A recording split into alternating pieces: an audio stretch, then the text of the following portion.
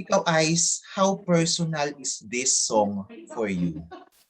Well, it's very, very personal to me. I actually wrote the song, and it's my story. And ang nakakatuwa lang siguro is because, with depression and not even depression, if you're just going through something, I'm sure you can relate to this. Kasi, di ba, I think it's a normal thing that when you're in pain or when you're hurting, sometimes you can't really articulate the words, di ba? You can't articulate your feelings. And this song is about that.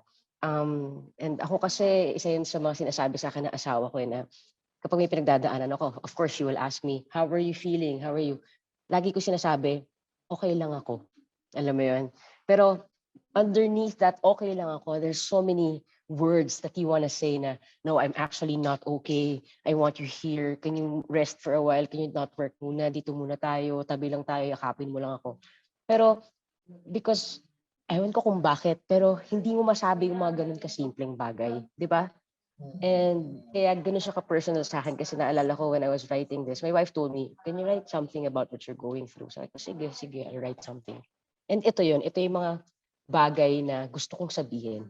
So, like, if mapapansin mo yung lyrics, it starts as simple as, halika, upo ka, samahan mo ko muna.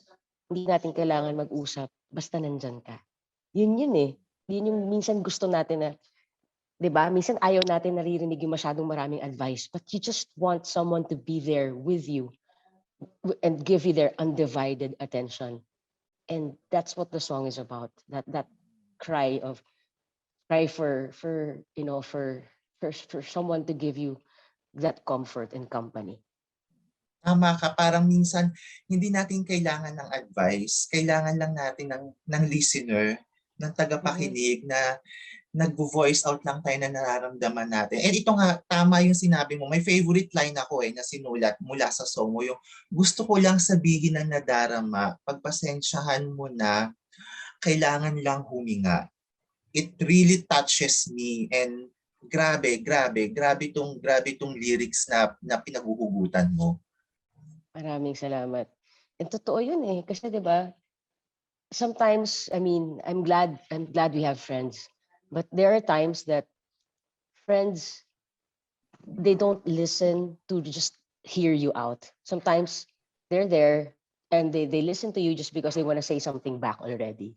But there are times when you just want someone to kinig ka lang. I just want to let it all out. I just want to tell you what I'm feeling. I just want to let you know my emotions right now. And and the thing is sometimes we are afraid to say that because we fear being judged. Because sometimes the emotions can be so mababaw, but it affects you, right? So para minsan mahihiya ka na lang magsalita. But yeah, na parang gusto mo lang talaga huminga kasi alam mo na pag nasabi mo 'tong mga bagay na 'to, you'll feel a lot better. Yeah. Exactly. I believe, correct me if I'm wrong, you've been diagnosed with depression since early 2000, no? Mga 2002, 2003, tama ba? Yes, Mm-mm, yes, you're mm-mm. right. Siguro sa mga tagapakinig at tagapanood natin, um, how important for an artist like you to bring this kind of conversation through music. Kasi alam naman natin na hindi madali na pag-usapan ang mental health condition, lalo na dito sa Pilipinas, no? Pero malaking kudos for you na talagang nabibring up mo to for so many years through your music. And ito nga, itong latest single mo, ito talaga yung parang nag-summarize ng lahat ng gusto mong iparating about mental health awareness. I'm actually blessed, no, that I have this platform. I have this platform to really siguro advocate for mental health. Tama ka, ano, tama ka once sa sinabi mo na hindi siya napag-uusapan masyado. And unfortunately, it's something that kapag hindi mo pinag-usapan, lalaki at lalaki, lalala at lalala. And yes, the conversations may be uncomfortable, maybe it may be painful, but it is an important conversation for you to have within the family, within your group of friends. Kasi once na apektuhan na 'to, damay lahat eh. 'Di ba? Ako nagulat ako before, akala ko okay na ako. then I've been getting, a lot of migraines. So akala ko talaga may problema na ako sa utak in terms of like, like the wirings and everything. Only to find out na it's caused pala by my anxiety. Alam mo yon. So yung utak natin, it's like any other organ. It gets sick. And once your brain gets sick, apektado hindi lang yung physical well-being natin, pero apektado pati perception natin sa buhay, pakikitungo natin sa ibang tao. Ang laki ng saklaw niya. Kaya I think it's very, very important for us to have these awkward, uncomfortable conversations because this will help heal us. Not just the sufferer, but also the family of the sufferer. Susugin ko na yan, Ice, no? You mentioned ng you've been diagnosed with depression for almost 20 years now. Siguro coming from you para mabigyan din ng tulong yung ating mga tagapanood. How are you handling the situation for the past years? You only manage it. Once you have it, I think, I'm no expert. I'm just, one of the people who has it. It doesn't go away. You have good days and then you have bad days. Ako, masaya na ako that when I have good days, I live in the moment. Alam mo yun? Kasi when you're depressed, and siguro, my dear, just wanna say, no, when you have depression, it's not just being sad. Akala kasi na maraming tao, kapag may depression, malungkot. Or sometimes we use the word depressed, na sobrang common. Ay, nako, nade-depress ako. In But a wrong no, way, no? Yeah, kasi for me, depression is actually sometimes when I feel depressed, I don't feel anything at all. I feel so numb. And like what you say, di ba? Isa ako sa mga sabi mo, isang singer na when I sing, binibigay ko yung puso ko. Imagine me doing that, but without soul, without passion. When I feel depressed, I can't even sing with my heart. I can't write music. I can't be creative. I can't even get out of bed. Sinasabi ng asawa ko, like, for 22 hours straight, tatayo lang ako just to go to the toilet. That's it. Pero nakapatay yung ilaw niyan, nasa kama lang ako, ganun siya. For weeks at a time. So that's yun siya. So how do I handle it? Of course, right now kasi since I have clinical depression, I take meds na for my depression. Sabi ng doctor ko, para ko na siyang vitamins. Kasi I have to take it every day.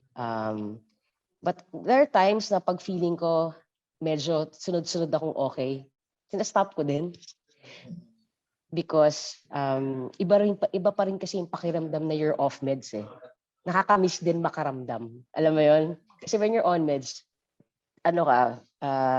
chill ka lang pero hindi ka rin masaya. Gets mo? So ganun siya. I manage it by being open to my wife and friends. Like when I'm feeling down, I tell them, to my mom and my brother. But pero during my low moments talaga, I take it 5 minutes at a time. Hindi mo siya pwedeng sabihin, oh my God, I have to be better now. Hindi. Mawawala din naman yan.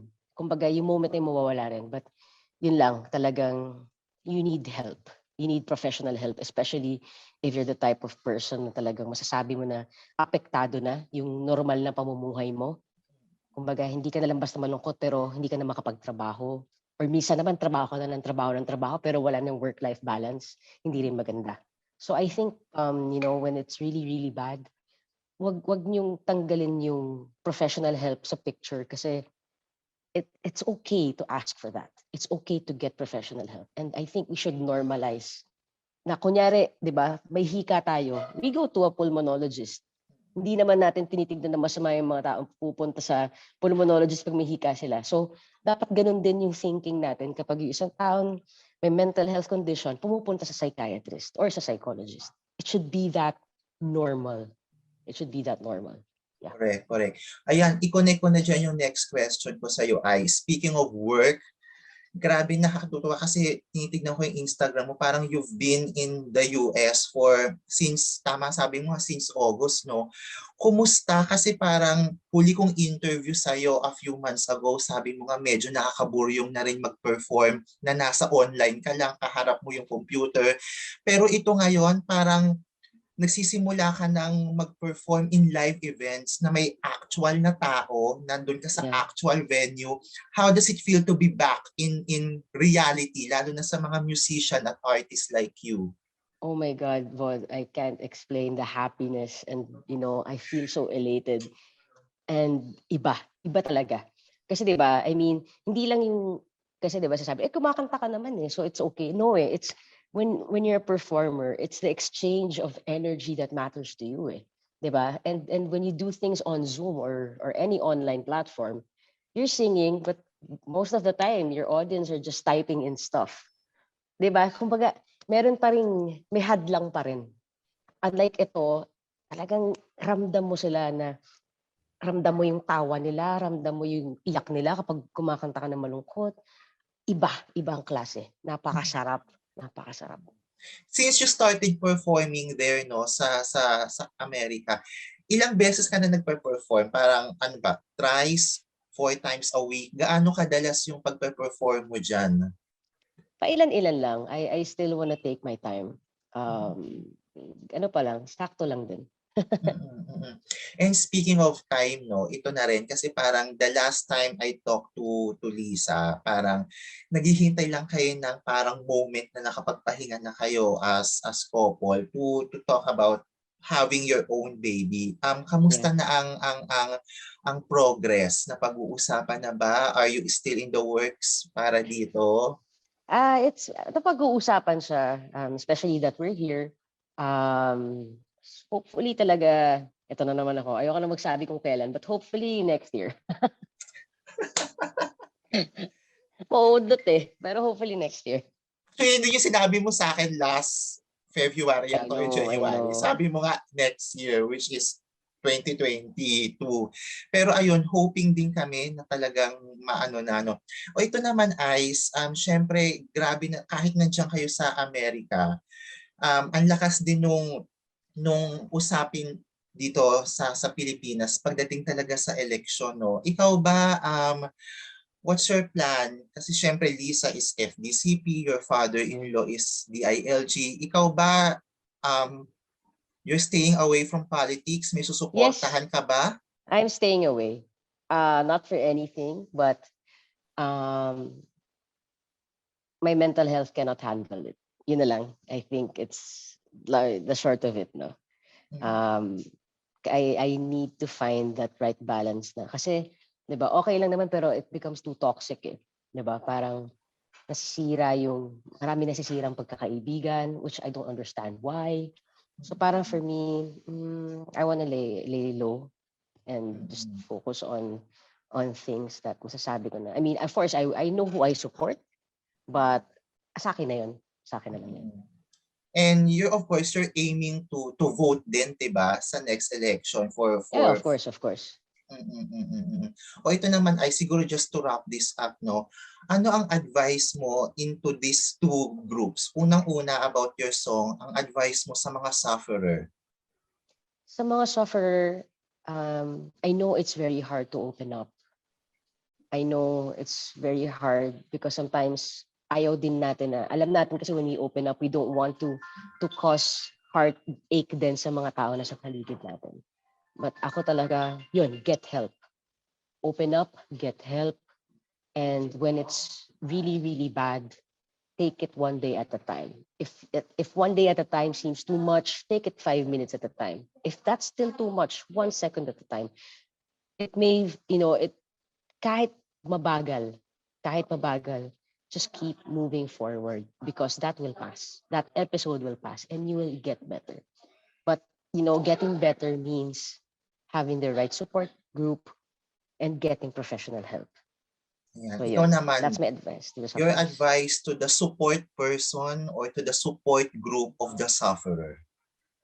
Yun, may advice to the support people of the sufferer. Siguro masabi ko, it's very important for us to feel your presence. Sometimes we may not speak, not because we don't want to tell you what we are feeling, but because sometimes there are things that siguro masasabi namin na natatakot din kami. Natatakot kami, baka ma-judge kami. Natatakot kami na maliitin yung nararamdaman namin. So when we come to you, that means we trust you enough. And when we come to you, we will appreciate it more if you just really give us your undivided attention, your time, your presence. Sometimes you don't need to speak. Alam mo yun, isang yakap or sama, depende yan kung anong klaseng self-love yung gusto nung nagsasuffer. But, pwedeng samahan mo siya sa restaurant na trip niyang kumain, pwede mag-Netflix and chill lang kayo, just magyakap. Depende, bahala kayo, but just be there 100%. Yan. Ayan. Siguro ang ganda rin talaga Ice nung timing na nirelease mo tong kantang to ngayong October, which we're celebrating World Mental Health Month. And thank you for this song. Thank you for Thank sharing you. your heart through this song. And Maraming salamat. kudos to you, Isa. Thank you. Congratulations. And Thank ingat you, ka Von. dyan, Maraming salamat. kapatid. Yes. Mm-mm. Salamat. Thank you very much. See you again next time.